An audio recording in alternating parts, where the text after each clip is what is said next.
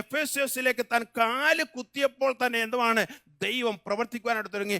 ദൈവം ഒരാളെ എവിടെയെങ്കിലും അയക്കുമ്പോൾ എന്താണ് കളം ഒരുക്കിയിട്ടായിരിക്കും കർത്താവ് അയക്കുന്നത്. ഹല്ലേലൂയ. മുന്നമേ കർത്താവ് ഹല്ലേലൂയ ചിലതൊക്കെ ഒരുക്കിയായിരിക്കും കർത്താവ് ചില ദൈവത്തിന്റെ ദാസന്മാരെ അയക്കുന്നത് എന്നുള്ളത് നമുക്ക് ഈ ദൈവത്തിന്റെ വചനത്തിൽ കാണുവാനായിട്ട് സാധിക്കുന്നു. അപ്പോൾ ഈ 12 പേര് ഇപ്പൊ എന്തുവാണ് പരിശുദ്ധാത്മാവിൽ നിറഞ്ഞു. അവരെ ഹല്ലേലൂയ പ്രവചിക്കുവാനായിട്ട് തുടങ്ങി.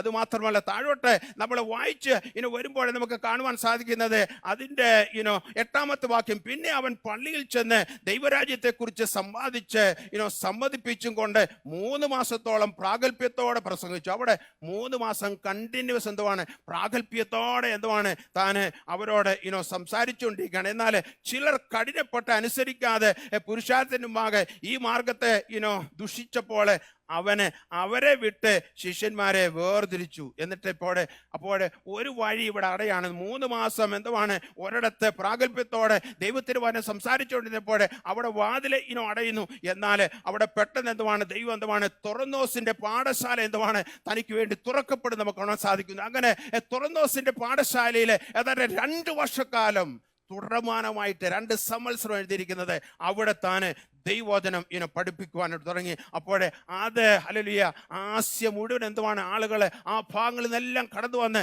ദൈവവചനം എന്തുവാണ് കേൾക്കുവാനായിട്ട് ഇടയായിത്തുന്നു. അങ്ങനെ അവരുടെ എന്തുവാണ് വലിയ അത്ഭുതങ്ങളും അടയാളങ്ങളും നടക്കുവാൻ തുടങ്ങി. പൗലോസിനെ കുറിച്ച് എൻ്റെ 11ാം വാക്യത്തിൽ ഞാൻ പറഞ്ഞല്ലോ ഉണർവ് പൗലോസ് കണ്ട സ്ഥലമാണെന്ന്. അതിൻ്റെ 11ാം വാക്യത്തിൽ പറയുന്നു ദൈവം പൗലോസ് മുഖാന്തരം അസാധാരണമായ വീര്യപ്രവൃത്തികളെ ചെയ്യിക്കയാൽ അവൻ്റെ ഹല്ലേലൂയ അവന്റെ മെയ്മേൽ നിന്ന് റൂമാലും ഉത്തരീയവും രോഗികളുടെ മേലെ കൊണ്ടുവന്നിടുകയും വ്യാധികളെ അവരെ വിട്ടു മാറുകയും ദുരാത്മാക്കളെ പുറപ്പെടുകയും ചെയ്തപ്പോൾ അദ്ദേഹത്തിന്റെ റൂമാല് പോലും എന്തുവാണ് ഹല്ലേലൂയ ആരുടെയും ശരീരത്തിൽ വീണാല് അല്ലെങ്കിൽ തൊട്ടാല് സൗഖ്യം ആകുന്നതായ അവസ്ഥ.